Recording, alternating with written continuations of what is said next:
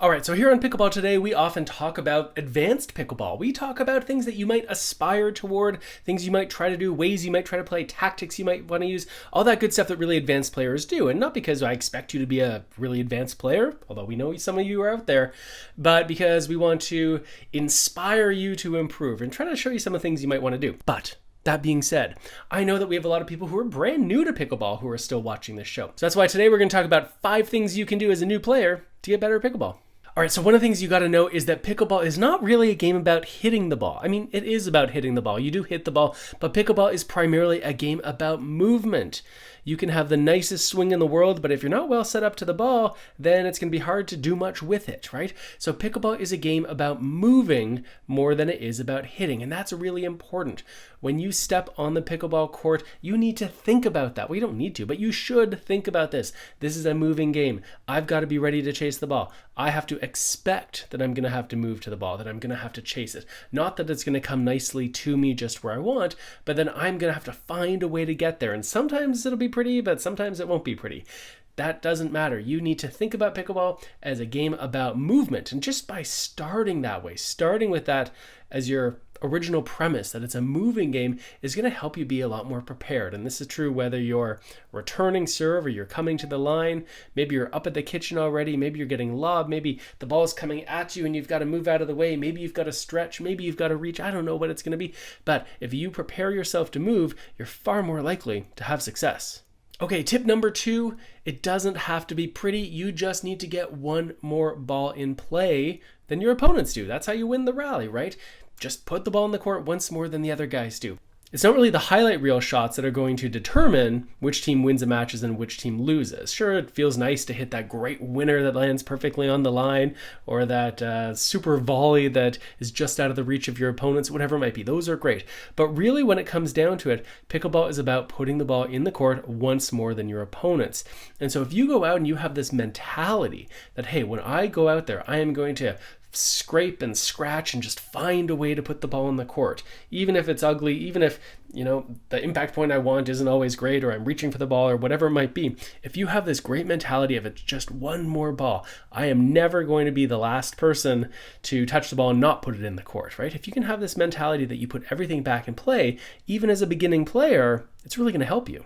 Okay, tip number 3 for new players who want to play better pickleball is realize that it is better to be in a bad position but be well set up for the ball and on balance, rather than in a great position and not really balanced. So here's what I mean. Sometimes I see people who are so keen to get to the non-volley line after returning serve that they go charging up to that line and they're still like running as their opponents are now hitting the ball because they have it in their mind that they have to get to a certain spot.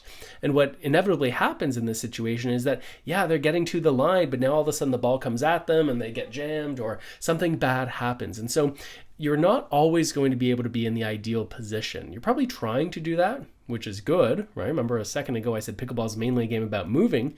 So you're trying to get in the good position, but realize it's not always going to happen. And if you have to make a choice between being in a great position, but being poorly set up, or being in a not so great position, but being well balanced, pick the latter.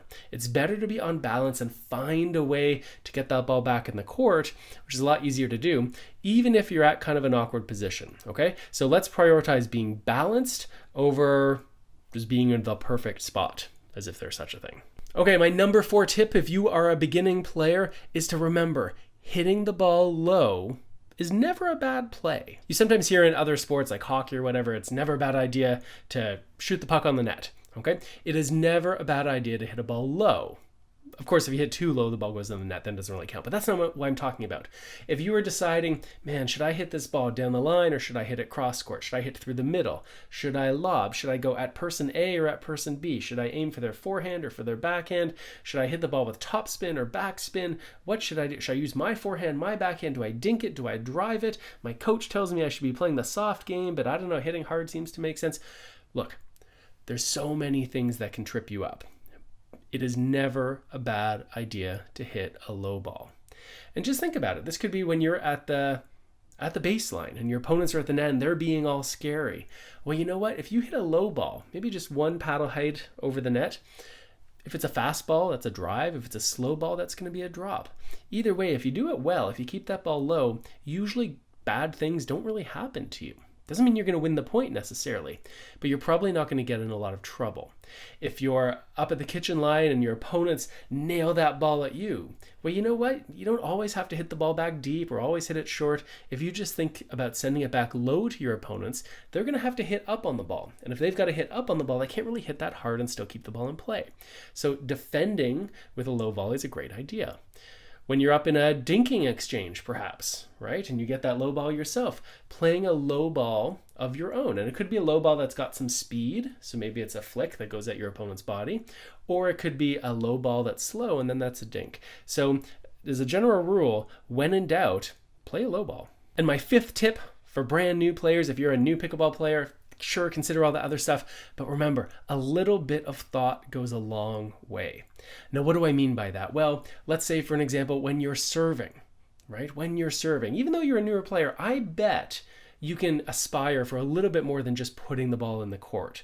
Wouldn't it be nice if maybe you could aim towards a weakness of your opponents, like maybe aim toward their backhand? If you see they don't really like their backhand that much, or if you see them often running around it, maybe aim your serve there. Not necessarily because it wins you the point, but it very often will result in sort of a poor return, right? If you're playing against two players who are about equal skill level when they're up at the net, but one of them's taller and one of them's shorter, well, all things being equal, you should pick on the shorter player. Remember, the taller person's going to have more of a reach, so they can get those balls when they're higher and maybe they can attack them. So very often when you play people, they're not of equal skill level, right? Someone's usually better than the other, or at least someone's maybe having a better day than the other.